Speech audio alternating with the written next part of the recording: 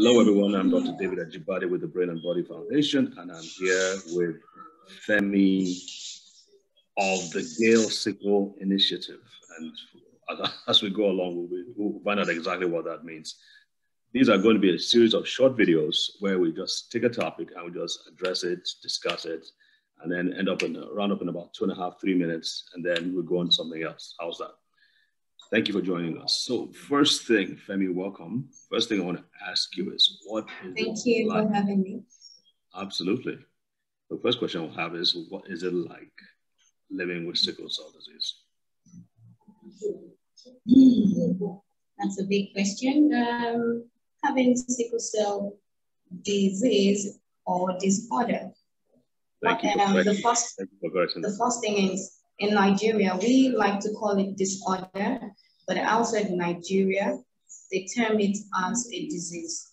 So in both ways, having sickle cell disorder is quite challenging, and it affects every area of the patient's life: the health, the academic, the psyche, every part of it affects it, and it takes somebody that's very strong and then that is able to withstand the storm to actually survive. It's a continuous challenge having sickle cell. You have to cope with the health, you have to cope with the society, the stigma from the society, you have to cope with the challenges with academics, because academics are also demanding, but having sickle cell does not give room for that. When you're dealing with a disease that is, you can't predict it. It is inconsistent. Today you're fine, tomorrow you don't know what's gonna happen to you. Then it's a big challenge. And the short form is, having sickle cell is a very, very big challenge, and it's not Oh, easy. fantastic. Well, it seems like you've been able to make lemonade out of lemons, so to speak, by creating a foundation, an initiative, an organization, and they're reaching out and helping a lot of people. I was on your platform recently, and there's a lot of engagement, a lot of interaction. So how long have you been with the Gail Sickle Initiative, and what's that all about, real quick? Okay, a lot of people ask me, what does Gail mean? What does Gail mean? Where did you get the name from? Gail is actually a short form of a name, the name Abigail, which is my mom's name. So Gail means Abigail, is the short form for Abigail.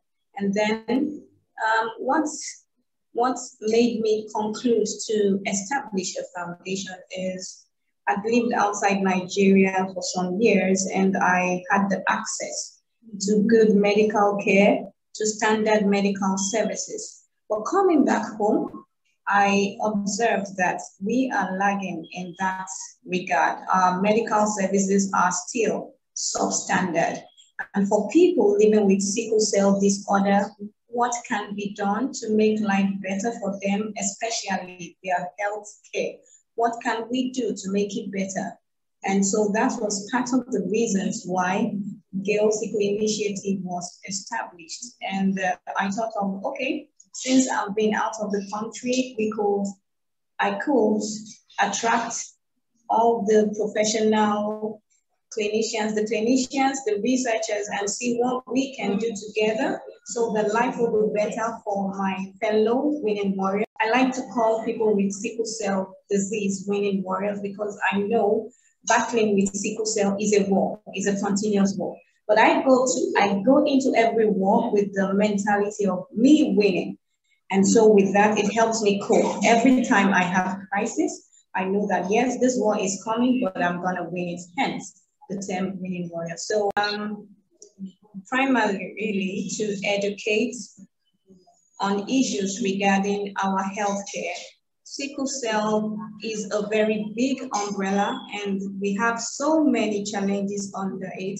In the health area, in sickle cell, we've got leg ulcers, we've got avascular necrosis, we've got acute chest syndrome, we've got gallstones, and so many other challenges. So we have to sit down and discuss this in the Nigerian context. There's this thing we do, we call it Sicklepreneur. Sicklepreneur is a channel at Gail Sickle Initiative where we empower our fellows. We train them in skill acquisition. When you train them in skill acquisition, you are empowering them to be independent.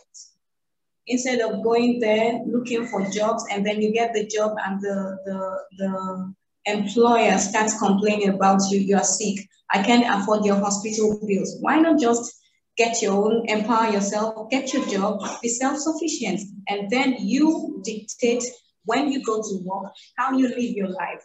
Not that you're afraid that, okay, I have a presentation tomorrow with my boss, but then crisis comes and I can't show up.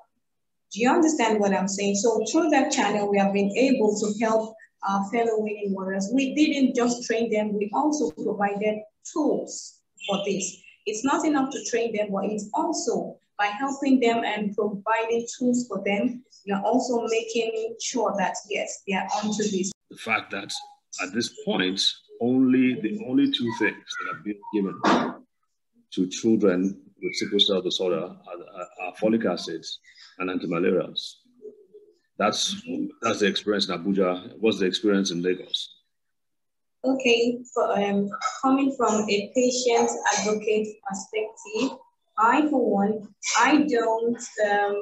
we don't give the drugs, we give the supplements. I believe when you give them supplements to build the immune system, they are able to avoid crisis. So we do more of supplements like jubilee, supplements like cyclamate, supplements like astimate. Those are what we give. Okay. Folic acid is a norm for everyone.